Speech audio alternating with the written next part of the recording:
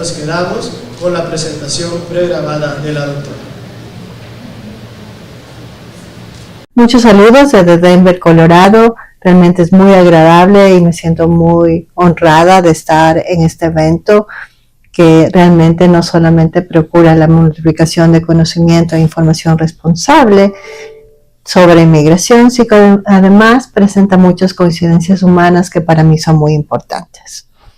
Vamos a ir directo al punto y lo que queremos dar es una dinámica de información sobre lo que está pasando en Estados Unidos, qué relación tenemos con El Salvador, con la gran comunidad inmigrante que ha venido a los Estados Unidos en distintas oleadas en los últimos 20, 30 años. Vamos a hablar específicamente sobre los números relacionados con El Salvador. En eso ustedes son los expertos.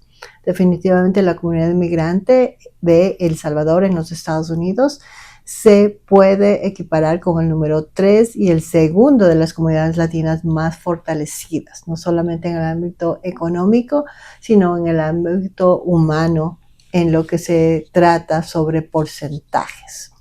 Y tenemos una mezcla de personas de El Salvador que tienen estadías alargadas de más de 20 años en este país, con raíces fuertes, con un corazón dividido entre los dos países, pero también tenemos una oleada que se mantiene de manera persistente en los últimos años de lo que nosotros llamamos aquí recién llegados. Estamos hablando de una ventana de tiempo de alrededor de 5 años y concretamente lo que ocurrió durante la administración del presidente Biden.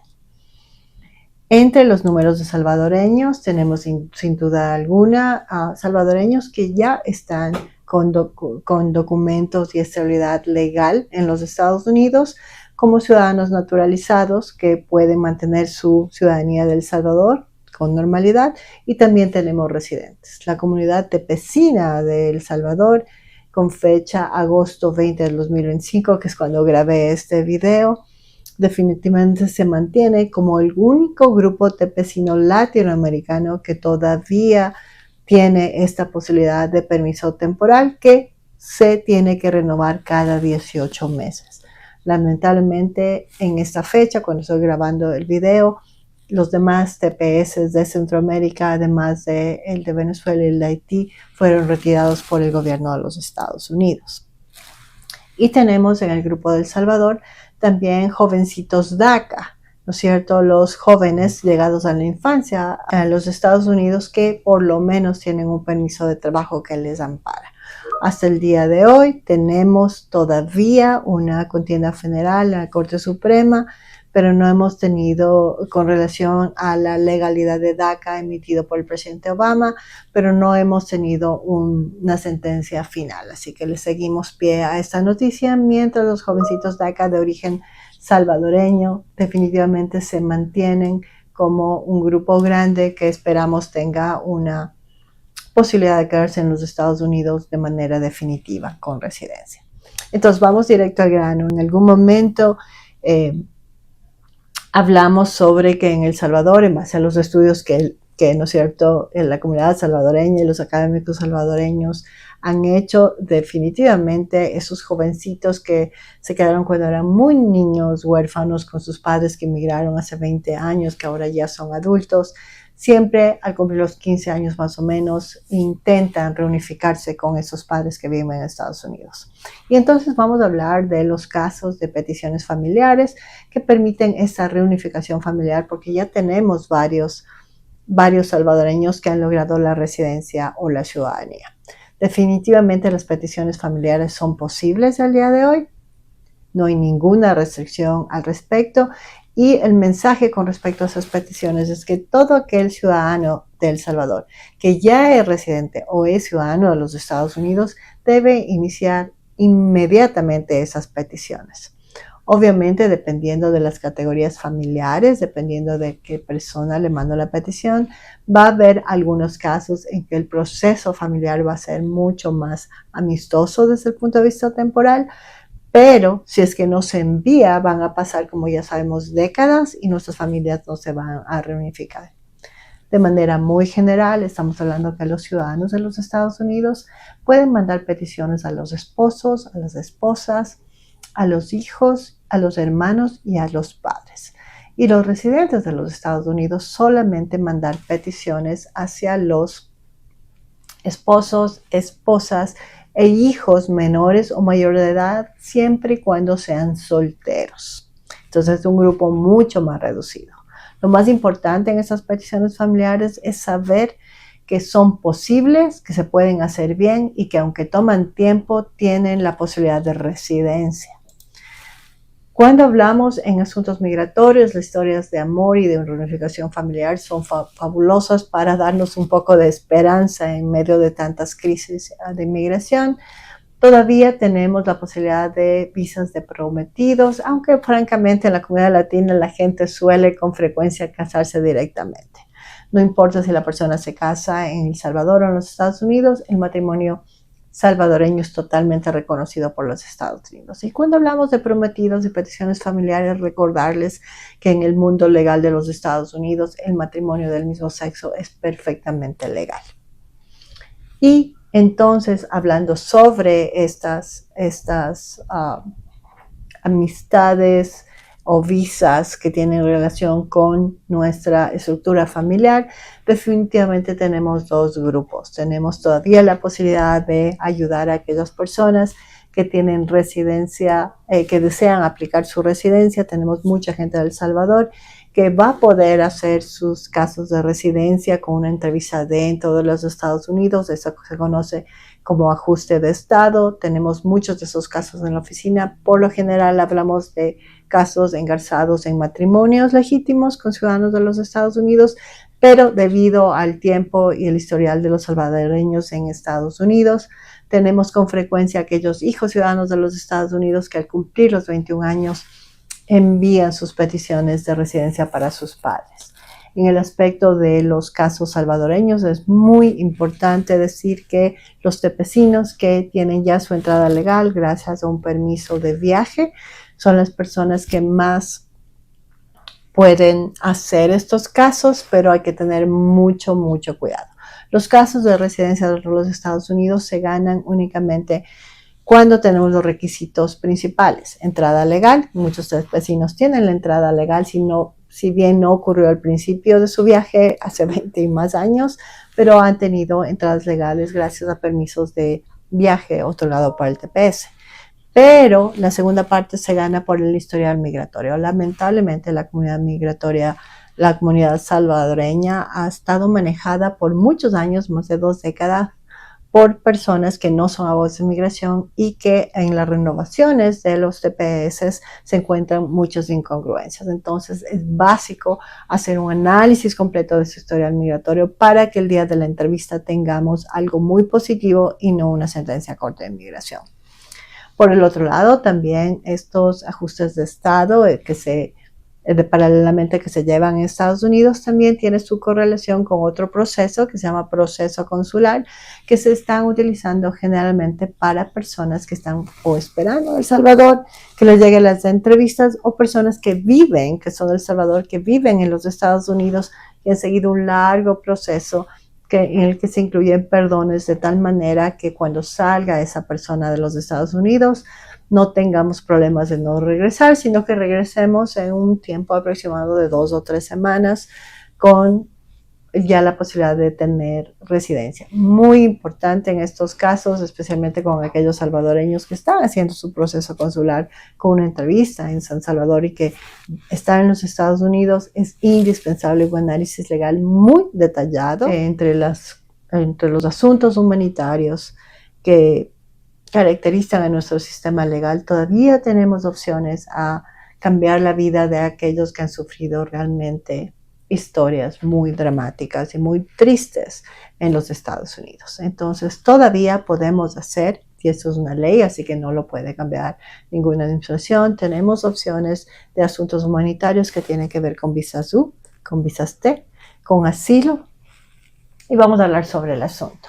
En las visas U no solamente se mantienen en los procesos, pero no solamente son visas que se les da simplemente a las personas que han sido víctimas de un crimen en los Estados Unidos. Estas visas U son visas que permiten ayudar a muchos inmigrantes porque de hecho se duplica o se triplica el beneficio que se extiende a toda la familia si es que lo necesita, pero son específicamente designadas para aquellas personas que son inmigrantes que han sido víctimas de un crimen. Cuando hablamos de víctimas, también hablamos de víctimas menores de los Estados Unidos y la víctima incluso puede haber nacido en los Estados Unidos. Niños víctimas donde sus padres que realmente trabajan con la policía, con los juicios, con los fiscales para hacer todo ese propósito de la investigación del caso específico, pueden tener por lo menos ese beneficio legal para dormir tranquilos y cuidar a sus niños. ¿Cuáles son los crímenes? Existe una lista puntual federal de los crímenes que están dentro de las visas U. De manera coloquial podemos hablar de crímenes que tienen que ver con la persona. No están en este grupo crímenes que tengan que ver con asuntos de propiedades. Sin embargo, si es que yo estoy, por poner un ejemplo, en el auto y viene alguien y me enseña una pistola para robarme el auto, ese momento, aunque el crimen fue intención de llevarse el auto, el crimen es una posibilidad de un atento de asalto a la persona y estamos hablando en el plano de Brisau. Parece raro, ¿no? Nosotros en Latinoamérica a veces pensamos que esos escenarios de crímenes violentos y de pistolas y incluso rifles ocurren únicamente en nuestros países. Sin embargo, lamentablemente tengo que reportar que tenemos el 30% de los casos de la oficina designados para este grupo de personas y que aunque es algo muy triste, termina la posibilidad de tener no solamente un permiso de trabajo, sino eventualmente la residencia. Las visas U son una visa muy, muy importante porque termina en residencia, pero definitivamente tiene que existir un crimen y tiene que existir una ayuda a las autoridades, desde llamar al 911 o reportar el crimen, hasta incluso presentarse con el inspector o el investigador del crimen de la policía o hacer el seguimiento del caso con las cortes criminales. También quiero hablar de la visa T, aunque tenemos muy poco tiempo, porque la visa T con frecuencia tradicionalmente se la visto como víctimas de trata de seres humanos con destinos de trabajos sexuales, ¿no es cierto? Lo hemos visto así, sin embargo, en los últimos años se ha dado un desarrollo completo en la visa T y lo que hablamos es de la coerción que sufre un individuo, de un fraude de un individuo que se le trae a los Estados Unidos y ocurre esta especie de explotación laboral y también puede ser sexual en circunstancias que cada vez, francamente, los escenarios lamentablemente se multiplican. Entonces, sí, la persona que haya llegado a los Estados Unidos indicándole que va a trabajar y que termina siendo explotada en condiciones de trabajo laboral de connotación sexual, definitivamente es una visa T muy tradicional, muy triste, pero que le implica a la persona desde un permiso de trabajo hacia una residencia. Sin embargo, cuando nosotros conocemos a ese amigo, entre comillas, que le invitó a un menor de edad para venir a los Estados Unidos y que le ofreció un trabajo en casa, tal vez cuidando a los niños o cuidándole a la abuelita y que le iba a pagar X cantidad de dinero y que llega a esa persona a los Estados Unidos y se encuentra con que va a vivir en una casa trabajando 24 horas al día y de lunes a domingo y que no tiene libertad para hacer una vida normal, eso también es visa T. Y lamentablemente estas condiciones de trabajo doméstico, donde la persona no recibe una remuneración legal, también puede provocar estas visas T. Claro, con frecuencia, tanto la víctima de visa U como visa T tiene mucho miedo de dar partido a las autoridades, pero las autoridades lo saben y existe una protección de confidencialidad. Lamentablemente, también con frecuencia las personas abusivas o que crean esas figuras de trabajo ilegal y de clase de esclavitud, con frecuencia son muy conocidos, muy amigos o incluso familiares.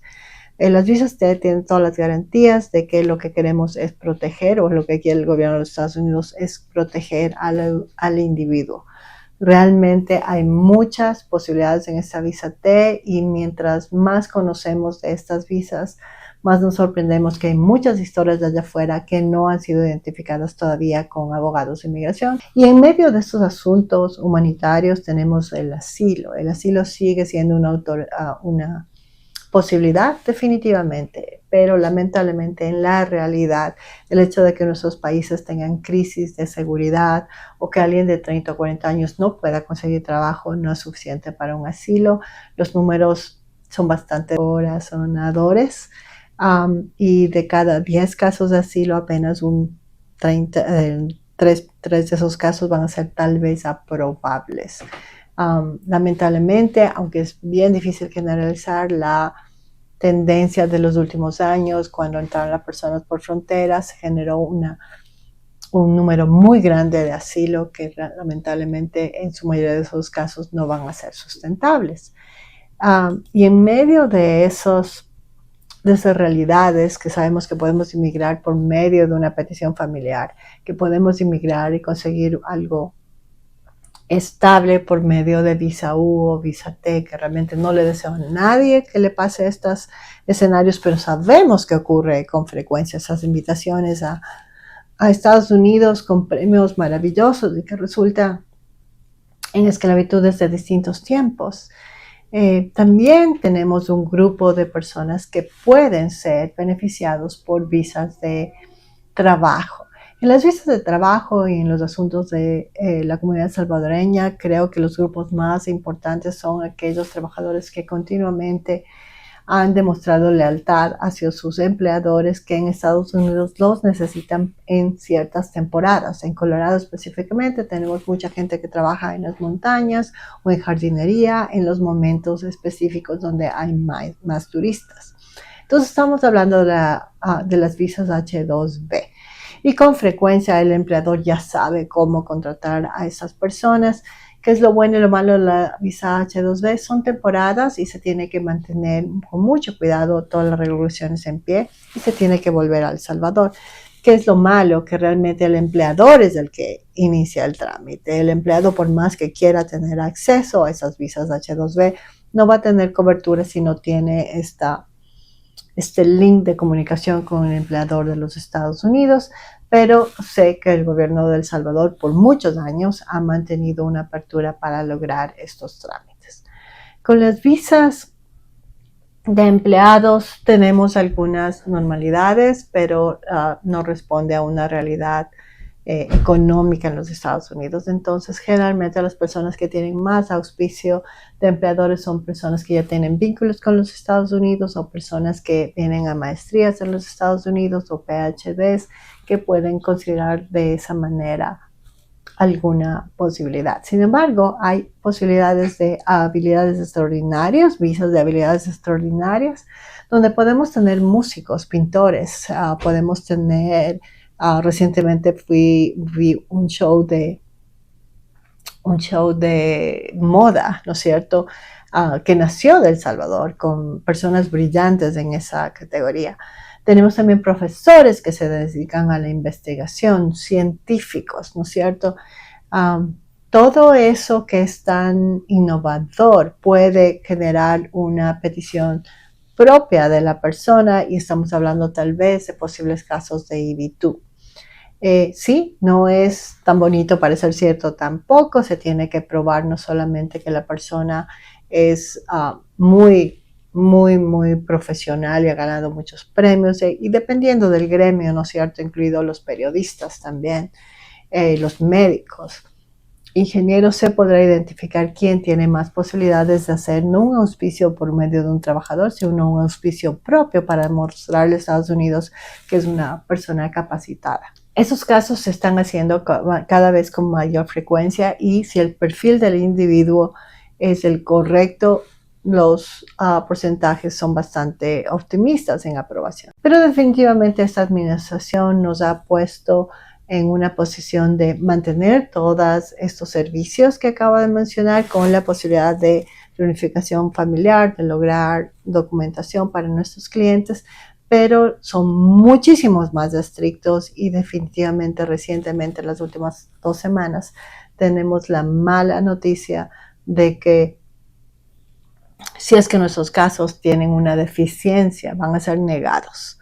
Mientras anteriormente, si es que la administración consideraba que nuestros casos no estaban al nivel que ellos requerían, nos daban la posibilidad de enmendar. Creo que esa es la mayor diferencia ahorita con esta administración. Tenemos negativas sin posibilidad de enmendar y también posibilidades de que nos manden a corte de migración. Por eso es que creo que es hora y confío en que la comunidad salvadoreña sepa que llega un momento en que el té de hierbas, ¿no es cierto?, que nos daba nuestra abuelita cuando nos dolía algo, es perfectamente legítimo, pero llega un momento en que tenemos que ir al abogado, especialmente aquellos que están cumpliendo más de 20 años con TPS en los Estados Unidos. La recomendación es no solamente investigar su pasado migratorio, sino ver qué posibilidades tiene de lograr estar en los Estados Unidos legalmente. Me encantaría seguir hablando con ustedes, sin duda alguna.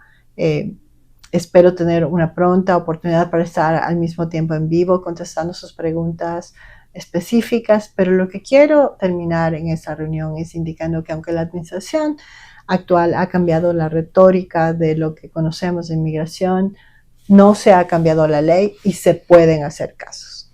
Principal, ser totalmente honestos con el gobierno, presentar todo honesto y claro para el gobierno, trabajar con abogados con licencia en los Estados Unidos y con especializaciones para evitar muchas estafas y sobre todo entender que si no tiene algún familiar o amigo documentos, necesita por lo menos una consulta para no que le digan lo que quieren oír, sino para que se diga lo que es, para que los familiares y amigos puedan ayudar en un plan de emergencia si la persona es detenida.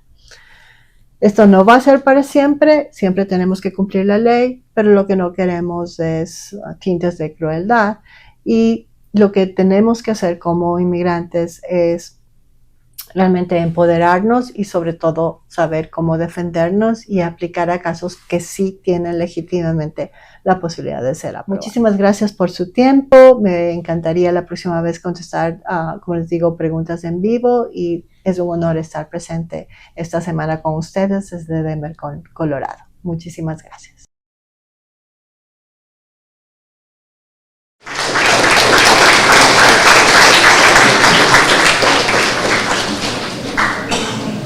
Muy interesante el tema presentado por la doctora Albuja.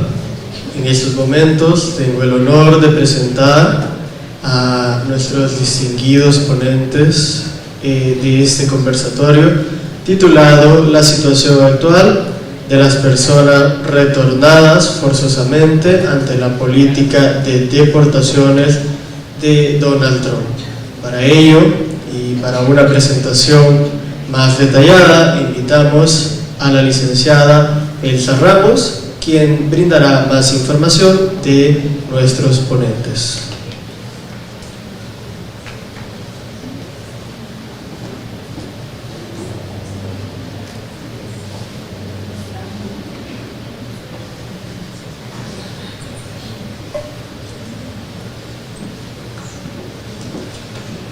Buenos días a todos y todas.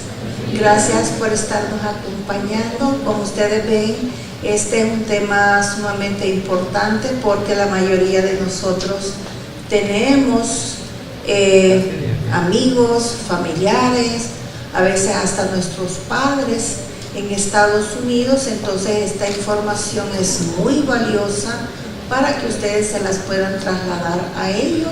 Ya vieron, no se puede contratar a un notario porque ellos no tienen ninguna representación ante el UCIS. Entonces siempre es mejor un abogado especialista en leyes migratorias. Bueno, ya pasando a lo que nos trae en este momento, pues vamos a tener un conversatorio también muy importante para todos y todas, en el sentido de que vamos a tratar de hacer un pequeño recuento acerca de cuáles son las medidas anti-inmigratorias que ha establecido el actual gobierno de los Estados Unidos al mando del señor Donald Trump, y vamos a ver también el quehacer de las organizaciones de la sociedad civil que tienen años de estar trabajando con las personas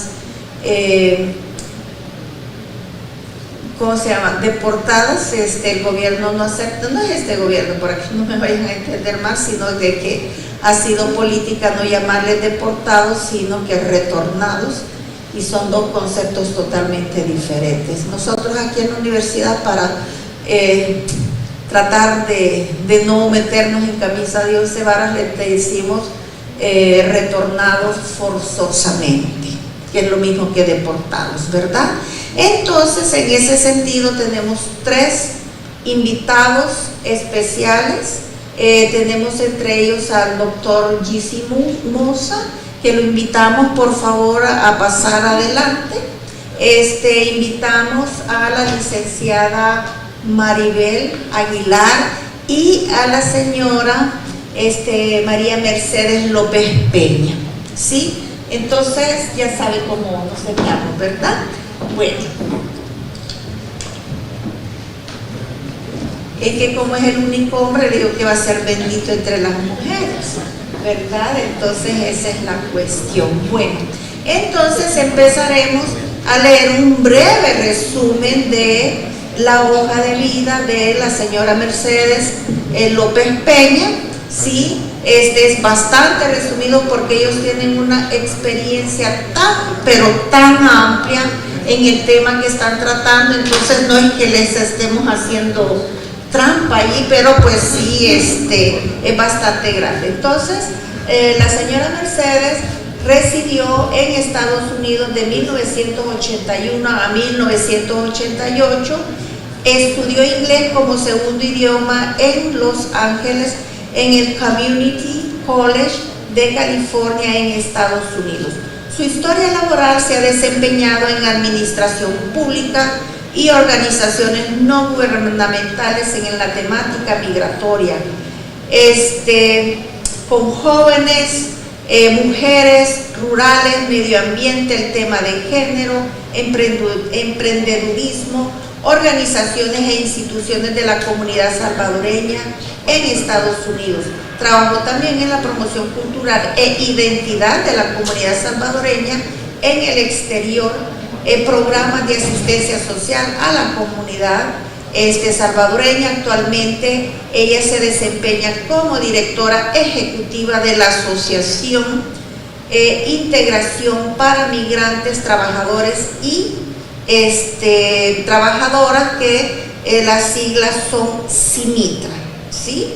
Entonces, a continuación vamos a leer la hoja de vida del doctor Gissimosa. Él es médico, doctor, porque a veces se confunde doctor con otros doctores, ¿verdad?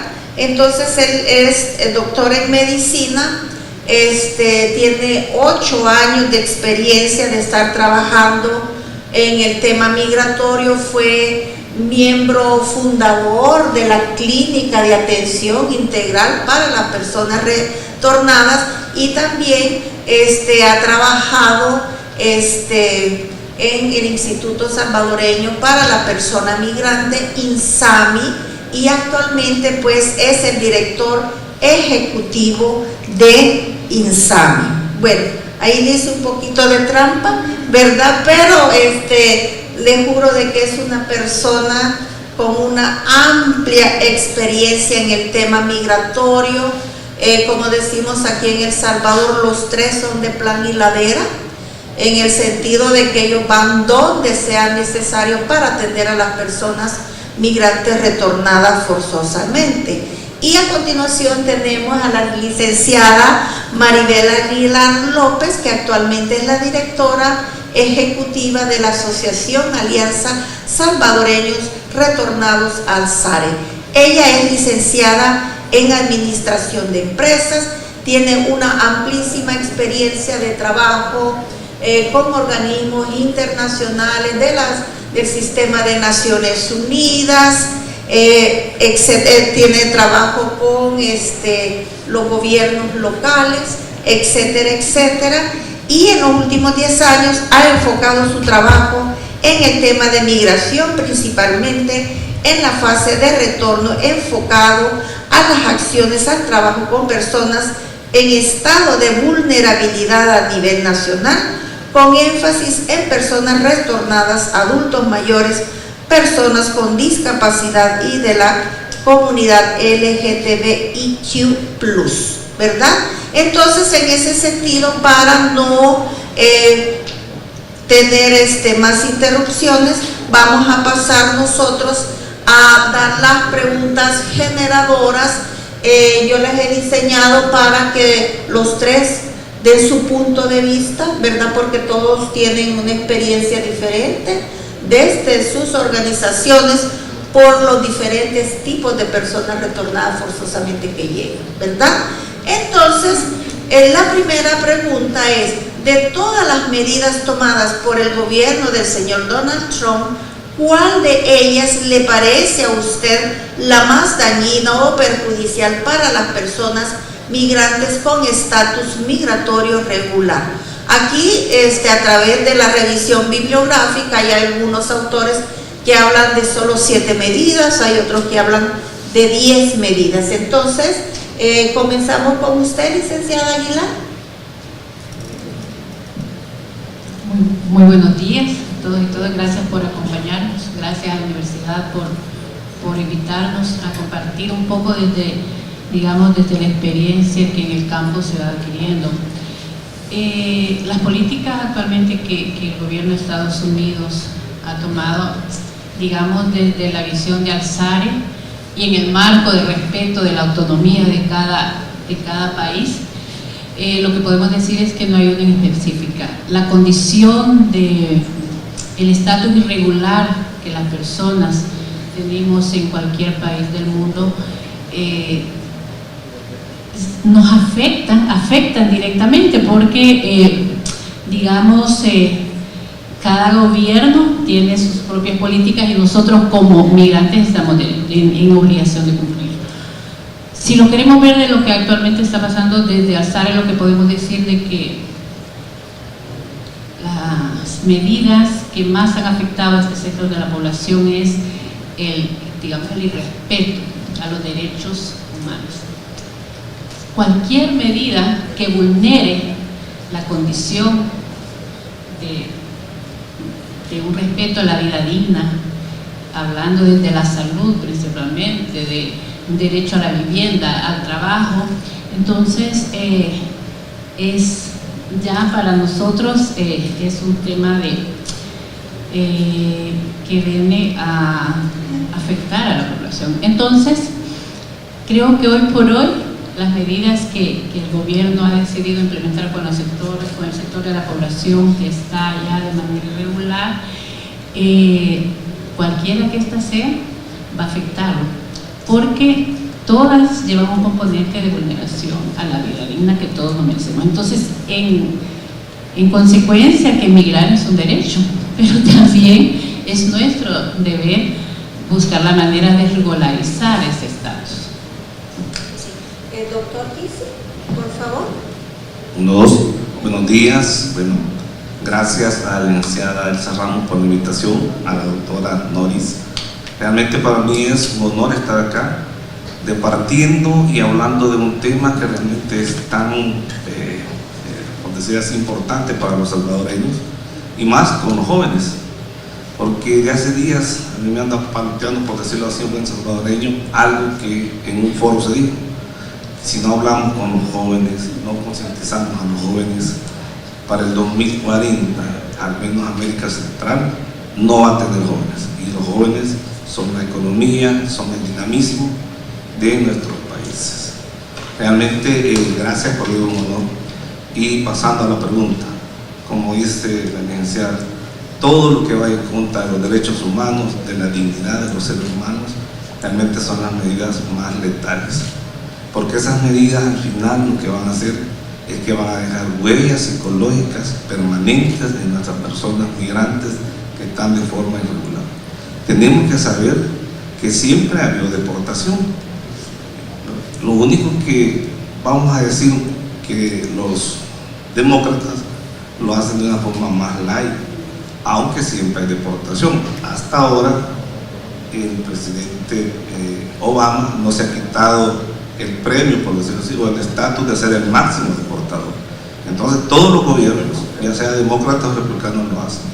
Y una de las medidas que realmente a nosotros nos parece lasciva fue hacer una cárcel, la Alligator, que hicieron en la Florida, que no es una cárcel que sea con medidas, donde van a estar bien los migrantes o que van a tener condiciones dignas, sino que es una cárcel donde básicamente es como para criminales, a tal grado que le llamaron Alcatraz, y debemos de entender que nuestras poblaciones migrantes no son criminales. Menos del 2% de las personas que vienen deportadas o retornadas realmente sí son criminales. Gracias. Bueno, buenos días, muchas gracias a todas y a todos. En realidad, como Simitra, tenemos un punto de partida, y es que establecemos que los seres humanos tenemos dos derechos básicos. Uno es a que se nos respeten y se nos garanticen, y ese es el primer derecho, a condiciones de vida digna en nuestros países de origen. Ese es el punto de partida. Si esas condiciones dignas de vida no están garantizadas, ahí viene ese otro derecho. Y es que tengo derecho a buscarlo en cualquier otro lugar, en cualquier otro país, en el que yo pueda, de alguna manera, resolver esas condiciones de vida dignas. Y eso es lo que obliga a la persona a migrar. Yo siempre he dicho, yo soy migrante, migré a los 16 años, aunque no se dice ahí en mi hoja de vida, yo migré cuando era